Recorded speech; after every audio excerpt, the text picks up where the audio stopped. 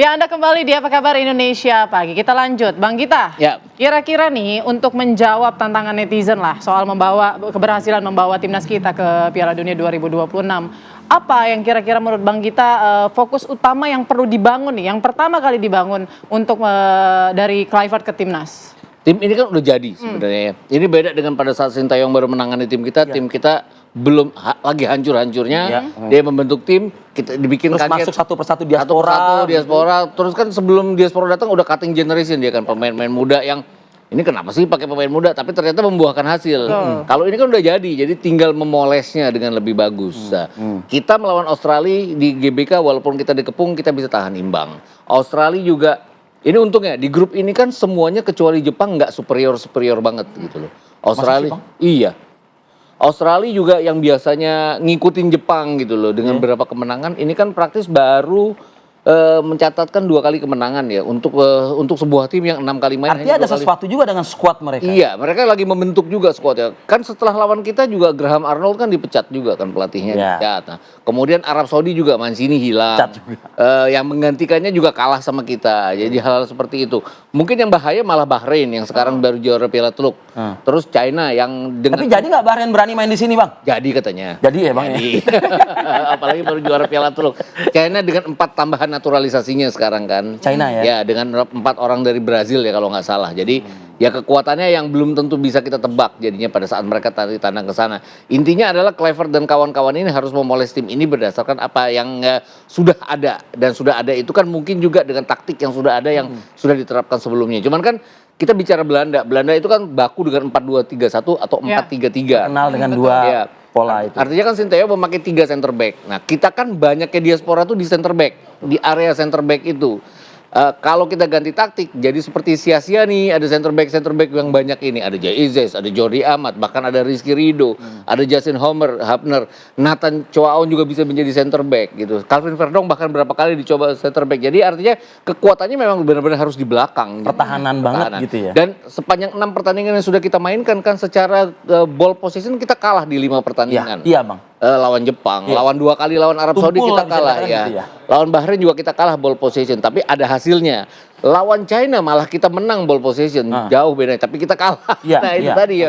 Ya balance-nya benar-benar harus diingat oleh mereka. Nah, bagaimana Kluivert akan memaksimalkan ball position yang kita dalam beberapa catatan rivalitas pertandingan kita ini ya stagnan. Iya betul. Ya dia harus memolesnya untuk lebih pragmatis artinya ya. Oke, ball position nggak kalah nggak apa-apa, tapi counter attack kita harus seperti counter attack kita pada saat kita mengalah. Punya. Waktu lawan Arab Saudi kan terbukti counter attack kita bagus. Artinya kita di lapangan itu kan pada saat kita kehilangan bola kita harus rebut kembali. Second ball itu namanya kan. Second ball kita kan bagus pada kita hilang bola, kita rebut kembali, kita bertahan dengan baik, kita counter attack dengan baik. 2 gol Marcelino itu kan datangnya dari counter attack.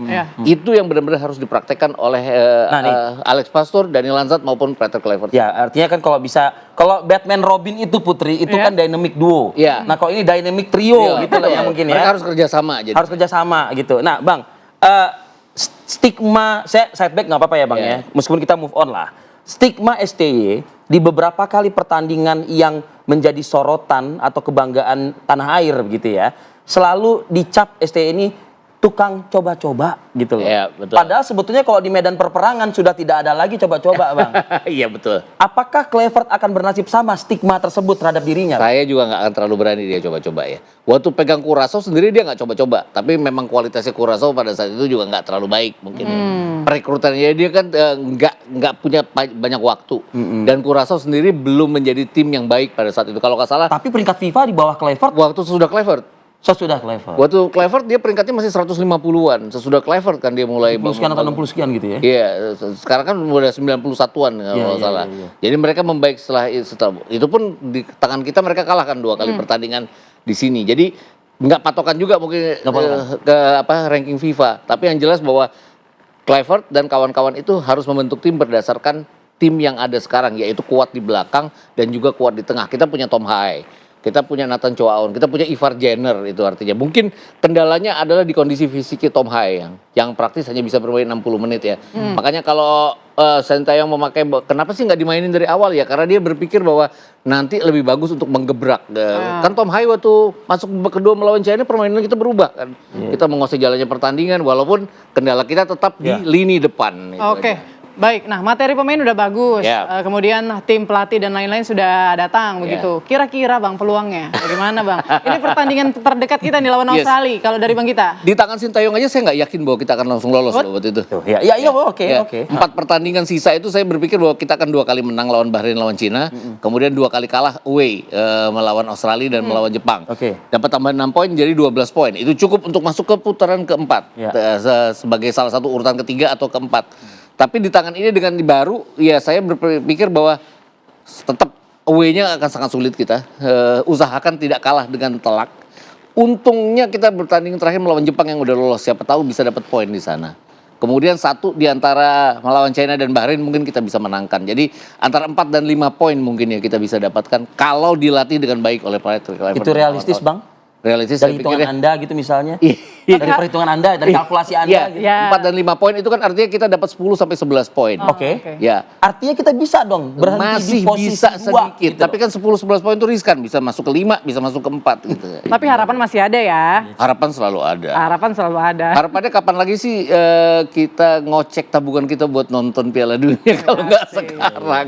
Harapan pasti ada. Di Es Parman harapan kita ada. Aduh. Karena gini, Di Pondok Pinang harapan kita juga ada. karena federasi beberapa hari yang lalu kan Ada harapan itu. lewat jubirnya kan bilang bahwa kita kan sebenarnya targetnya ke 2030. Tapi sekarang udah nanggung kan, maksudnya 2030 kan kita harus mulai dari putaran pertama lagi, putaran kedua lagi. Belum tentu kita juga akan lolos dengan mudah ke putaran ketiga. Contohnya Thailand yang sepak bolanya aja udah mumpuni. Terakhir kali lolos ke putaran ketiga itu kan tahun 2018. 2022 nggak lolos, 2026 ini nggak lolos. Vietnam tahun lalu, sekarang nggak lolos juga. Jadi memang sulit lolos masuk ke putaran ketiga untuk negara-negara ASEAN. Jadi kalau udah lolos ke putaran ketiga, tinggal selangkah lagi menuju Piala Dunia, kenapa nggak dicoba sekarang gitu loh. Oke, Bang, ini semangatnya sih luar biasa. Kita harapan kita, kalkulasi kita, apapun itu ya, doa kita juga. Kita dukung timnas. Kita dukung timnas yang jelas, Harus dukung timnas dan juga apapun yang juga sudah dilakukan oleh PSSI, ya kita berikan kesempatan. Ya, Nah, betul. kan begitu kan Bang ya? Ya. Kita Untuk berikan membuktikan. Yang Nanti sulit itu bagaimana? kan mengambil hati supporter. Itu yang berhasil dilakukan oleh Sintayong. Itu yang harus dilakukan oleh Patrick Kluivert. Ya kalau dulu STY sempat dihujat kemudian pada akhirnya cinta ya tidak menutup kemungkinan ya. Iya, Kluivert betul. ini mungkin di awal agak sulit tapi nanti lama-lama kalau hasilnya memuaskan mungkin masyarakat Indonesia cinta lah sama Kluivert. Indonesia itu terkenal dengan benci tapi cinta loh. Itu Akan kan sayang ibaratnya. belakangan nanti. Sayangnya belakangan. Bang Kita Suwondo, terima kasih Bang. Sama-sama. Waktunya Baik, di terima akhir kasih. pekan ini Putri Abang Arif. kita sibukkan untuk menjawab pertanyaan-pertanyaan kita gitu. Ya. Dan juga sayang sekali ya kita gagal nih berbincang dengan Coach Coach Sudirman. Jenderal Sudirman. Ya, semoga sehat dan kita nanti tunggu waktunya available-nya Coach Sudirman ngobrol sama kita ya. Oke. Dan akhir kata pemirsa, saya Arif Fadil. Dan saya Putri Windasari pamit undur diri. Terima kasih atas kebersamaan Anda. Sampai jumpa.